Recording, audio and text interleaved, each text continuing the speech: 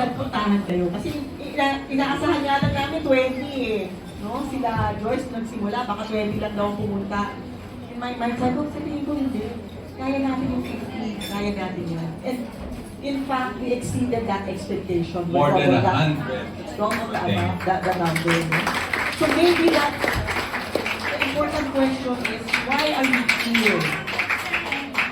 Ano bakit mahalaga sa inyo ang Yapis? Ano yung itinatak ng Yapis sa puso, sa isip, sa kaloob-looban? Ang Yapis hindi naman natatapos ng basta kwentuhan lang. Si Jackie may kasalanan niya. Tinawagan ko si Jackie.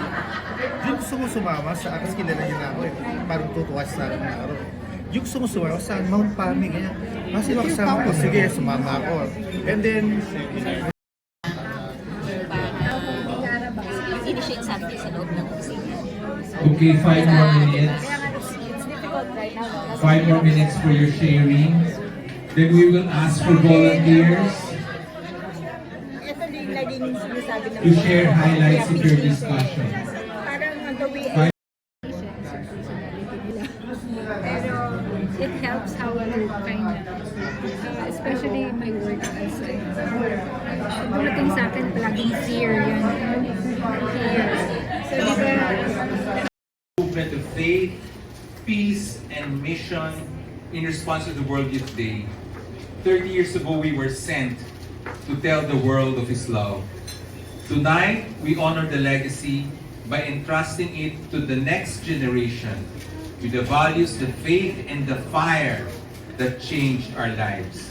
We are passing on to the next generation to continue this privileged task of telling the world of His love. Today's world is far different from the world we had 30 years ago. That is why we pass on the legacy to the next generation. We pass on God's light, and the theme of the New World Youth Day, take courage, I have overcome the world. Behind your children.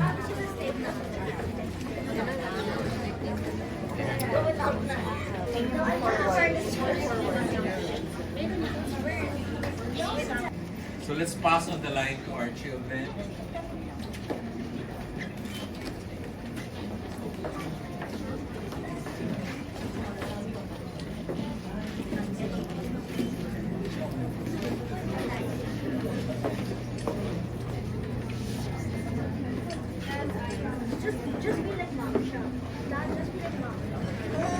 hindi po nawawala. So sila din po yung kasama ko during those low moments of my life. Naging ninang sila ng anak ko. Every birthdays, nandiyan sila. Since baby ngayon, hanggang ngayon na malaki na siya, nasubaybayan nila yung kanyang paglaki. Parenting is hard enough, but parenting by yourself as a single parent is nearly impossible. Gusto mong gawin ang lahat for your kid, mabigyan lang ng decent na buhay. Kami naghahanap ng pera para magpaaral sa mga kabataan.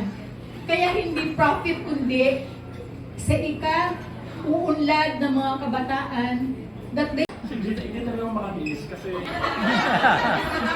ang reason is, namit ko si wife ko dito sa Yapis. At nag-start ako sa choice 1 na sinanay ni Father, and I believe yung choice 1 ko ngayon is the right choice. Sabi nga ni Father, sabi niya, 3 years of your life, stay ka sa Yapis. And after 3 years, pumasok sa Yapis yung wife ko.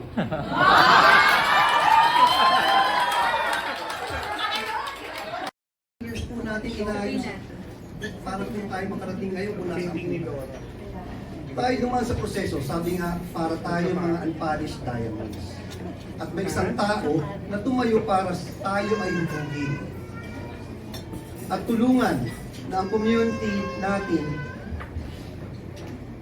ay maging isang samahan na nagtutulungan, tumutulong, tumutugon, at isang pamilya na may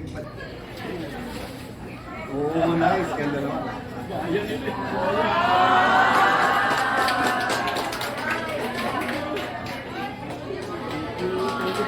Let's Father, big round of applause.